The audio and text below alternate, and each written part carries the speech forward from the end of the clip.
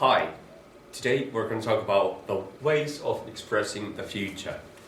We talk about different ways to express the future because there's no tense called future tense in the English language. We have no inflection to put in the verb form to make it a future tense. Instead, we need to use several different ways. And all these carry slightly different meanings. But perhaps the most neutral and the most common way to refer to the future is to use will or shall plus the infinitive.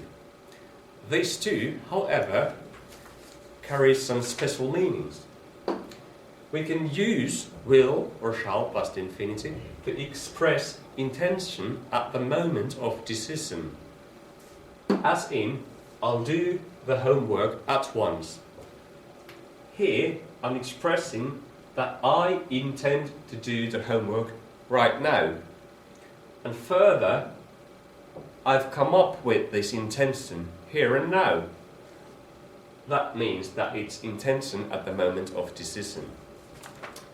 We can use will to express willingness, as in, I'll help you, I am willing to help you.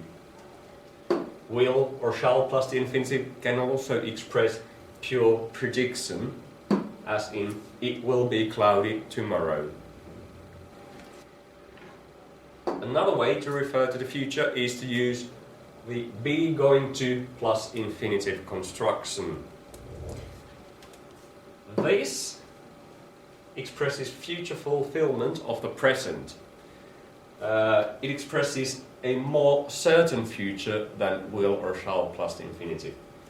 And we can use it, be going to plus the infinitive, to express intention, as in, I'm going to stop smoking.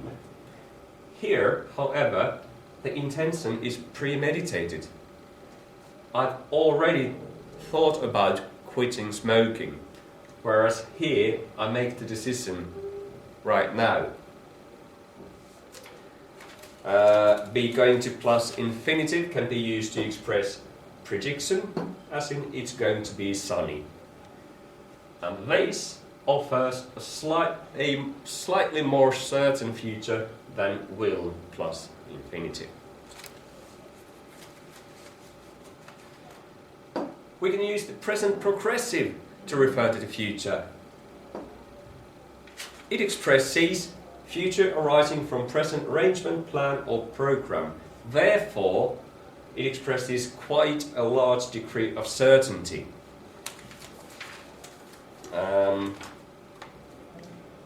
As in, we are leaving tomorrow.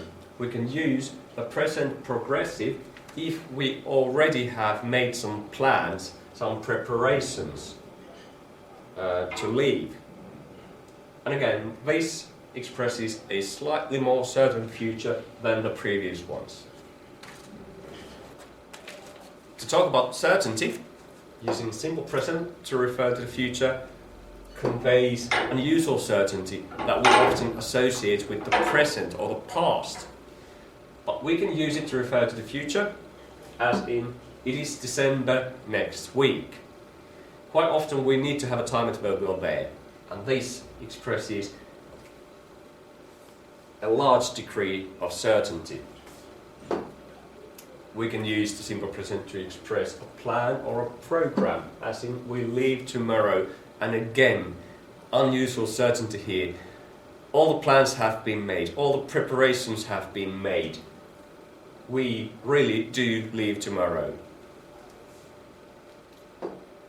Will, shall and the progressive, they also convey certainty or a normal course of events. And they express duration on a future activity, as in, we will be serving lunch in 10 minutes, or tactfulness, as in, when will you be leaving? It's more polite to use the will plus progressive than the will plus infinitive form. This one is more polite.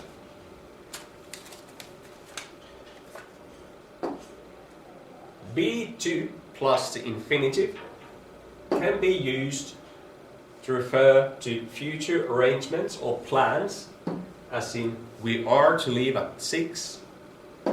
future requirements, as in you are to reply by Tuesday, you have to reply by then. Or even intention.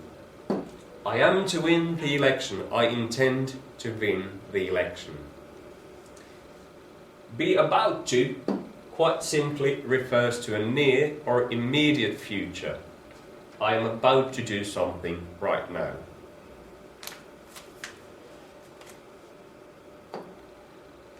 We can combine these with the perfect aspect. We can have will or shall and the perfect. We use it to refer to something that will be in the past, in the future. We have an example here that will exemplify this. Sam will have left by the time Helen gets back. If we put all this information on the timeline, here's the time when we say this phrase or sentence, time of the utterance. Sam leaves here and Helen gets back here. So by the time Helen gets back, this will be in the past. But right now, they are both in the future. There we have will plus the perfect aspect. And we can add progressive to it as well. And then we express duration on a past event in the future. As in, Catherine will have been waiting for hours by the time Tim arrives. And quite often, we need to have time adverbials here.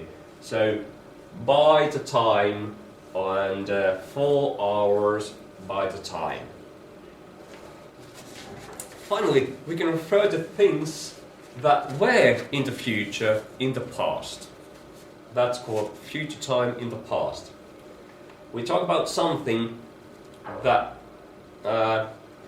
was in the future at a more distant time in the past. As in, I saw them a month ago. They were getting married the next day, and the ceremony was to be held among the closest family only. Here, we're getting and was to be held are future times in the past. If we put all of these on a timeline, it looks like this. Here's when we say this, or these sentences, the time of the utterance. Here's when I, in this example, saw them, and here's when they were getting married and when the ceremony was to be held. So this was in the future at this time, but right now they are both in the past. That's called future time in the past. And how do you express it? We can use the past progressive, where getting, we can use the past form of be to, was to be held, or he was about to scream. Or we can use the past form of be going to. I was going to call you. And quite often, past reference to the future conveys unfulfilled intention. I was going to call you, but perhaps I didn't. He was about to scream, but he didn't. They were getting married. They might have got married or not, we do not know. All of these express, or can express, unfulfilled intentions. Wonderful. Next time we will talk about modal auxiliaries. Stay tuned.